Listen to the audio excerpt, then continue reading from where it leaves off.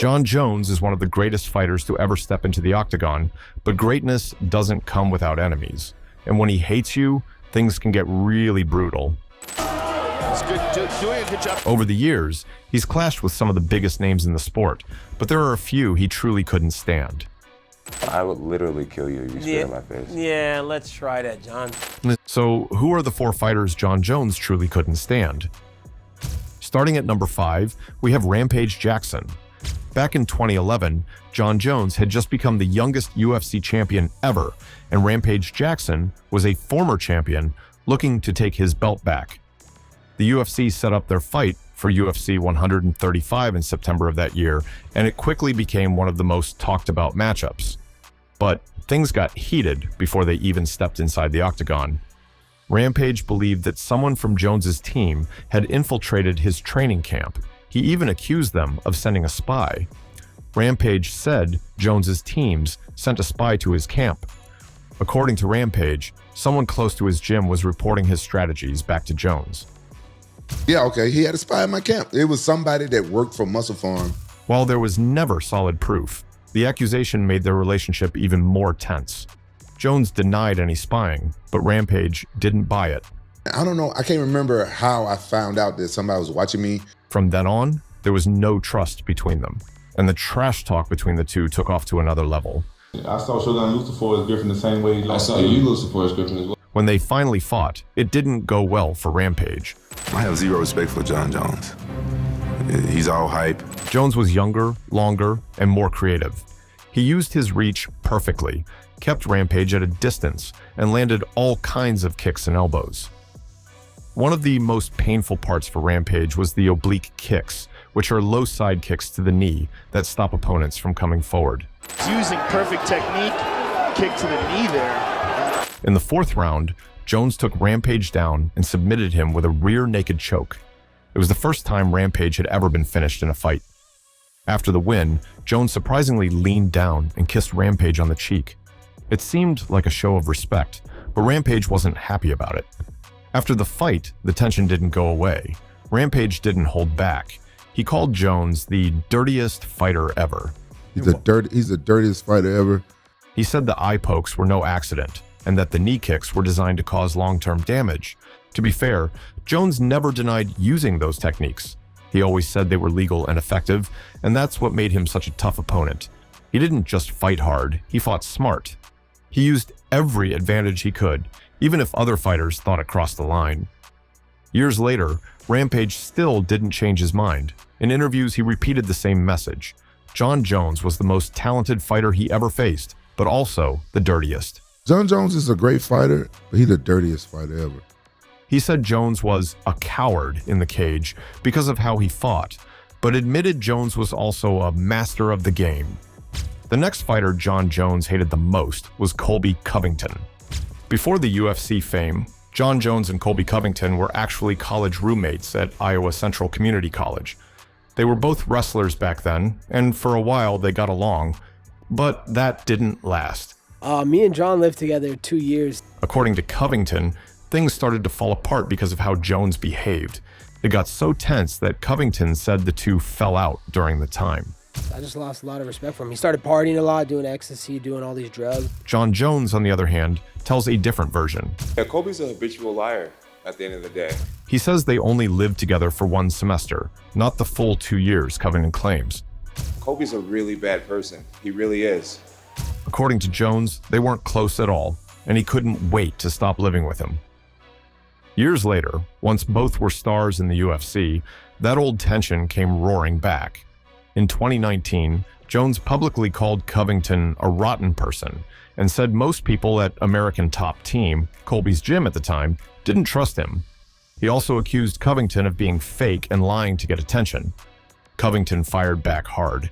Dude, he's a steroid-using, cheating, lying. He said Jones was a cheater who had failed drug tests, a criminal who had been arrested, and someone who constantly embarrassed the sport. He even claimed Jones once hid under a cage to avoid a USADA drug test, a rumor that Jones has always denied, though it's been talked about for years. Jones didn't hold back either. When Covington lost fights, Jones went on Twitter to laugh about it. After Covington's loss to Joaquin Buckley, via a third-round doctor stoppage TKO loss.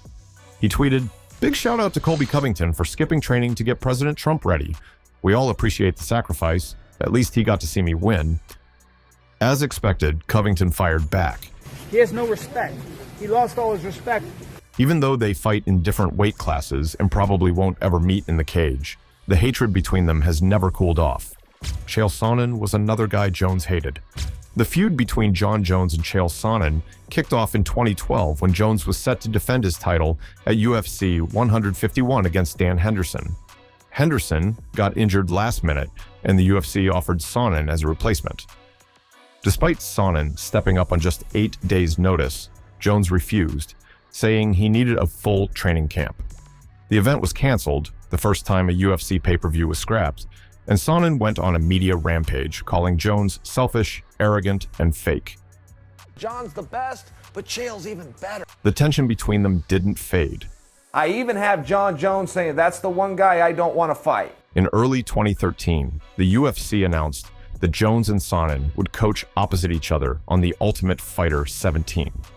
Sonnen used the show as a platform to trash talk, hype up their rivalry, and throw jabs at Jones's past mistakes. Jones, meanwhile, tried to stay calm and professional, but it was clear he didn't like Sonnen. He thought Sonnen hadn't earned the title shot and didn't belong in the same cage. I want to fight Jon Jones. I'm going to fight Jon Jones. They finally fought on April the 27th, 2013 at UFC 159. All the hype and talking ended quickly. Jones dominated Sonnen from the opening bell, taking him down and pounding him with elbows and punches. The fight lasted just over 4 minutes. Jones won by TKO and showed that he was clearly the better fighter. There's a nice elbow again. Chael made it a 10-hurt armbar. But in a strange twist, during the fight, Jones broke his big toe badly. If the referee had noticed it before the fight was stopped, the doctor may have called off the fight, and Sonnen could have been declared the winner. Sonnen even joked later that he came one broken toe away from being champion. After the fight, the rivalry shifted from the cage to the media. Even years later, their feud continued. In 2020, Sonnen criticized Jones's performances, saying he was no longer as dangerous as he used to be. Jones responded by calling Sonnen a tap machine and said he was all talk with no legacy. Jon Jones will whip somebody's ass. I mean, this guy's a really special talent. Sonnen kept poking fun at Jones, posting memes about his mugshots, and sarcastically praising him for always keeping things interesting outside the octagon. They only fought once, and it wasn't close. But the trash talk and drama around it made the feud one of the most memorable in UFC history. It's impossible to talk about the fighters Jon Jones despises without bringing up Daniel Cormier. The rivalry wasn't just personal, it was legendary, and that's exactly why Cormier takes the #1 spots on our list.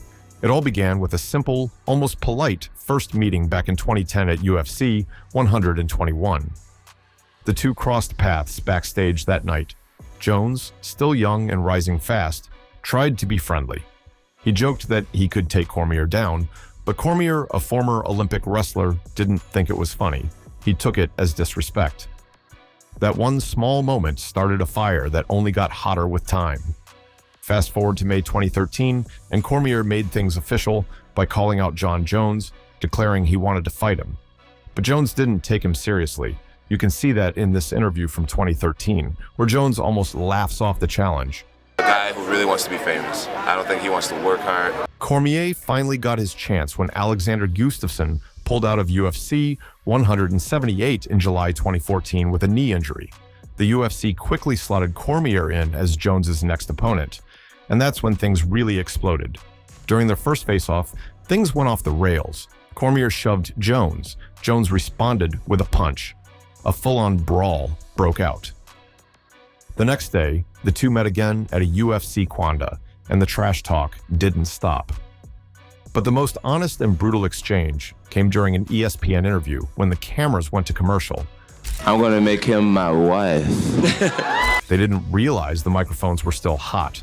What followed was raw and personal. I'm gonna rub on that big old belly.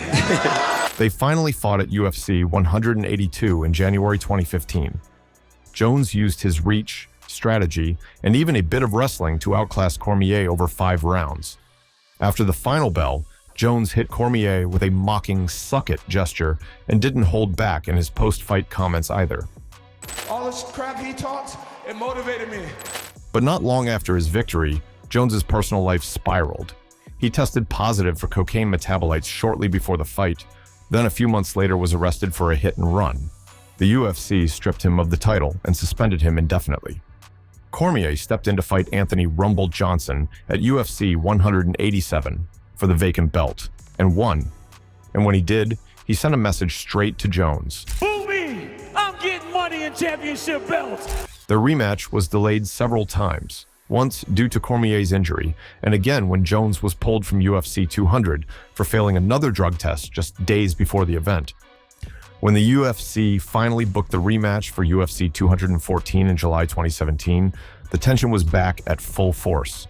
The trash talk was relentless. Stop looking for them to save you. They can't save you. The fight itself was competitive until the 3rd round. Jones landed a perfectly timed head kick that stunned Cormier and followed it up with punches to reclaim the belt in dramatic fashion. I want to take this time to thank Daniel Cormier After the win, Jones surprised everyone, with Cormier still dazed. for being my biggest rival and motivator. Jones gave an emotional speech thanking him for pushing him to be better, calling him a true rival. But once again, the peace didn't last. Just weeks later, Jones failed another drug test, this time for turinabol, an anabolic steroid.